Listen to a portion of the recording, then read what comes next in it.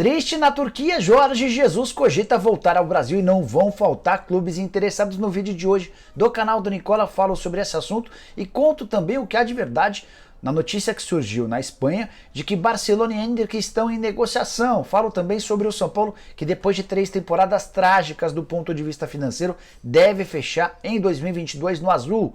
Falo sobre a nova camisa do Corinthians, terceira camisa que tem dividido opiniões, informações sobre Nacho, ele de fato está chateado e brigado com o Cuca e com o Hulk ou não?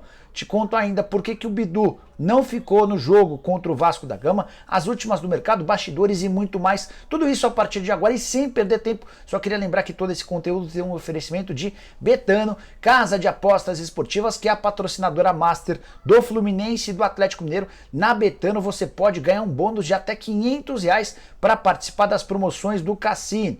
Mas quero falar sobre os jogos da Série B, tem Vila Nova e CRB, pouco mais tarde, ainda nessa quinta-feira, vitória do Vila pagando 2,15. Na sexta, Náutico e Sampaio Corrêa e Londrina e Ponte Preta. Esse jogo do Londrina vale demais na parte de cima da tabela. Vitória do Londrina paga 2,30, o empate paga 3 e a vitória da Ponte pagando 3,90. No sábado você ainda pode apostar em Ituano e Brusque e Bahia e Operário, para não ficar fora dessa e de outras apostas na Betano. Super simples, pega o link que eu vou deixar no comentário fixo, já faz seu cadastro e sai apostando. Combinado? Bora começar o vídeo com o tradicional giro de notícias e a primeira informação é de que Leandro, goleiro do time sub-20 do São Paulo, marcou nessa quinta-feira seu primeiro gol de falta.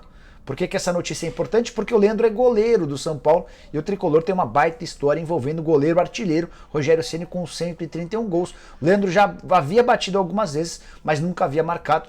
Esse gol dele foi o primeiro na goleada em cima da Penapolense, jogo do Campeonato Paulista Sub-20. Bora contar também que o CEO do City, o Ferran Soriano, desembarcou na manhã dessa quinta-feira em Salvador. Foi recebido pelo presidente do Bahia, o Guilherme Belintani, e ele veio para tratar dos últimos detalhes da compra do Grupo City em relação ao Bahia. Bora falar ainda sobre Rodrigo Caio, que não joga mais em 2022. Ele e o médico do Flamengo anunciaram há instantes que ele vai precisar passar por uma artroscopia no joelho esquerdo, período de recuperação de até 8 semanas. Você vai lembrar que em julho ele tinha tido um problema no joelho, optou-se pelo tratamento conservador, não funcionou.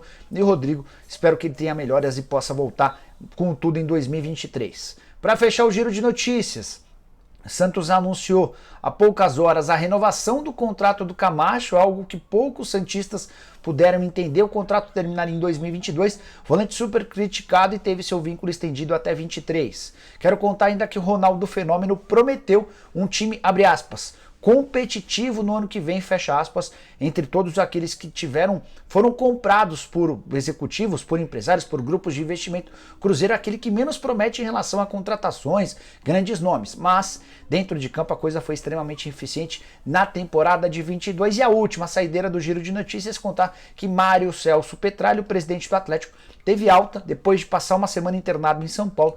Ele desde 2019 luta contra um problema no estômago, precisou desse tempo de recuperação no hospital, mas já está de volta em casa. Bora falar sobre a terceira camisa do Corinthians. Embora nem a Nike nem o Corinthians confirmem, o modelo que tem circulado nas redes sociais parece ser o oficial, uma cor creme com dizeres em japonês, numa homenagem ao título do Mundial de 2012. E a curiosidade é que essa camisa dividiu a opinião entre corintianos, vários adoraram, outros cornetando. O que se sabe é que o lançamento vai acontecer pouco antes das finais da Copa do Brasil, marcadas para 12 e 19 de outubro, contra o Flamengo, primeiro jogo na Neoquímica Arena, o segundo no Maracanã. Há quem preveja que o lançamento da terceira camisa alvinegra ocorra no jogo contra o Atlético Paranaense, jogo marcado para 8 de outubro. Eu quero a sua opinião, use o espaço para comentários para dizer se você acha que ficou bacana, não ficou, dá uma nota de 0 a 10, beleza? Bora falar agora sobre Bidu. Você deve ter estranhado que o lateral esquerdo ficou de fora do grande jogo da temporada. O Cruzeiro venceu o Vasco por 3-0 nessa quarta-feira e conquistou matematicamente o direito ao acesso para a primeira divisão. O lateral esquerdo que foi titular durante boa parte da temporada, jogador importante no time de Pesolano, e de última hora ele acabou, sob a alegação de problemas pessoais, descartado até do banco de reservas. Fui checar essa história e descobri que o Bidu foi punido pela comissão técnica por ter chegado com 1h30 de atraso no treino desta terça-feira. A apresentação estava marcada para 9h30, ele só se apresentou no campo às 11h. A alegação do Bidu para esse atraso foi de que ele teve que acompanhar um familiar com problemas de saúde. O voo que o levaria para BH nessa terça-feira atrasou e ele acabou chegando com 1h30 de depois do horário combinado no Cruzeiro. Diante da necessidade de mostrar disciplina, o técnico Paulo Pesolano decidiu punir o Bidu, o afastando dos 2 próximos jogos. Ele não jogou nessa quarta-feira e também fica de fora da próxima partida contra a Ponte Preta. Não está descartada a possibilidade de uma multa, mas essa multa vai ser debatida na reapresentação do time nessa sexta-feira. Vale lembrar que o Bidu tem contrato com o Cruzeiro somente até o fim dessa temporada, está emprestado pelo Guarani e perguntado sobre sua permanência no Cruzeiro, ele foi meio enigmático, hesitou, a impressão que eu tenho de que ele não fica para o próximo ano.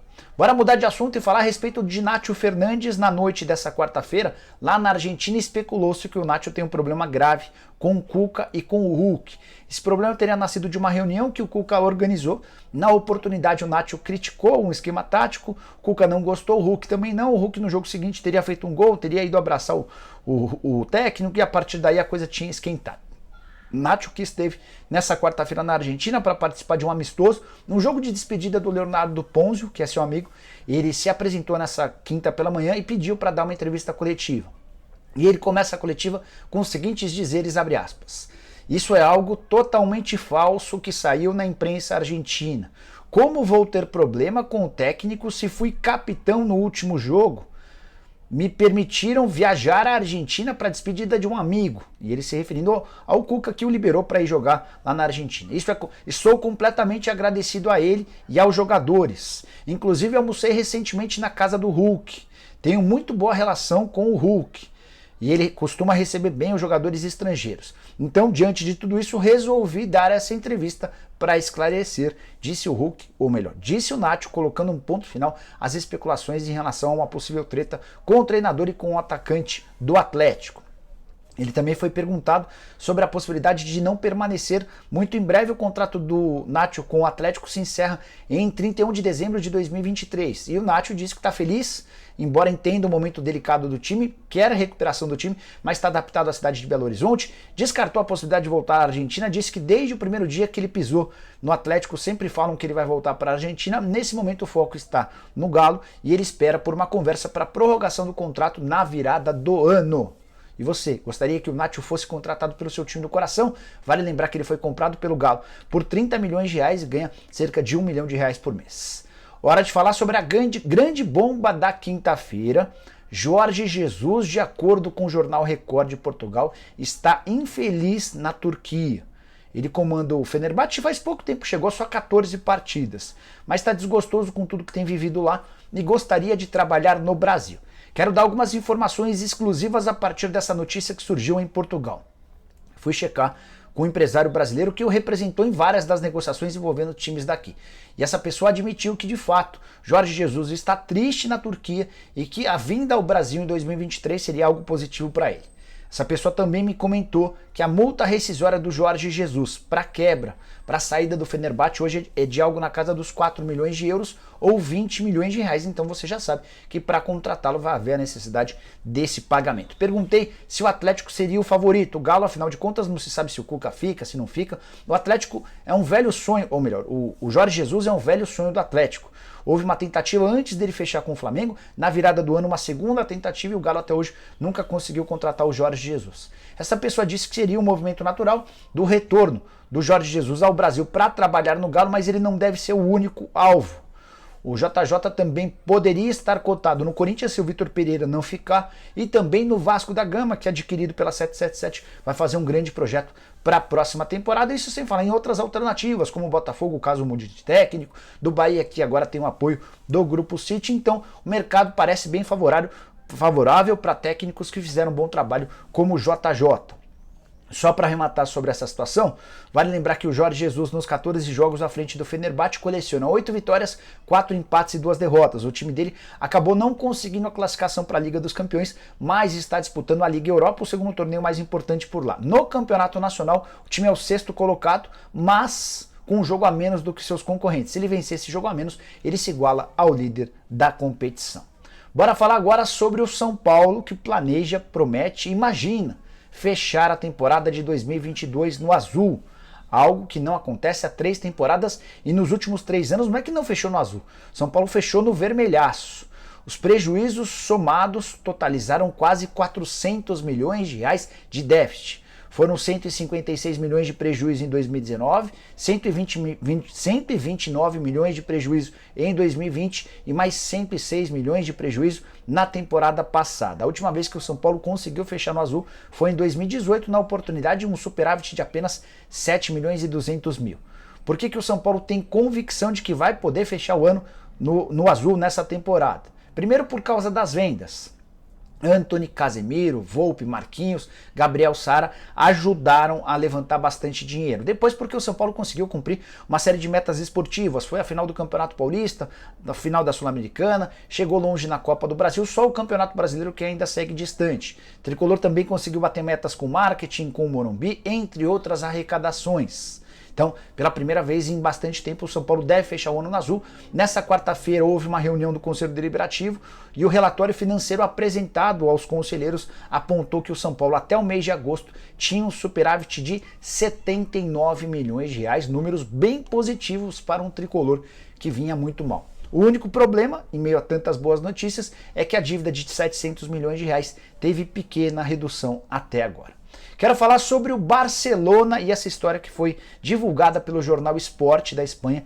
O Barcelona teria reaberto negociações ou iniciado negociações para contratar o Endrick. Que o Barcelona monitora o Endrick, o Barcelona, o Real Madrid, isso não é novidade. Mas, de acordo com o jornal Sport, houve uma reunião recente entre os representantes do Endrick e também os dirigentes do Barcelona. Essa reunião teria acontecido na Catalunha.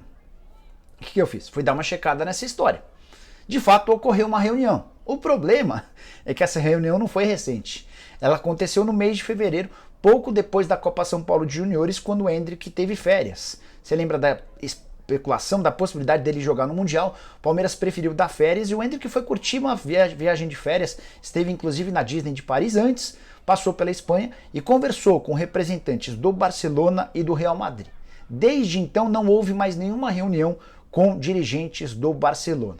O Barça segue monitorando, o Barça tem interesse, mas já admitiu aos representantes do Endrick que hoje não é capaz de concorrer do ponto de vista financeiro, por exemplo, com times ingleses e com eventual entrada do PSG. E o Endrick, apesar de ainda não ter propostas oficiais, segue muito badalado e especulado. Queria contar para vocês que Tottenham, Newcastle e Manchester United prometeram propostas para um futuro não muito distante. Real Madrid nunca deixou de monitorar os passos do atacante palmeirense.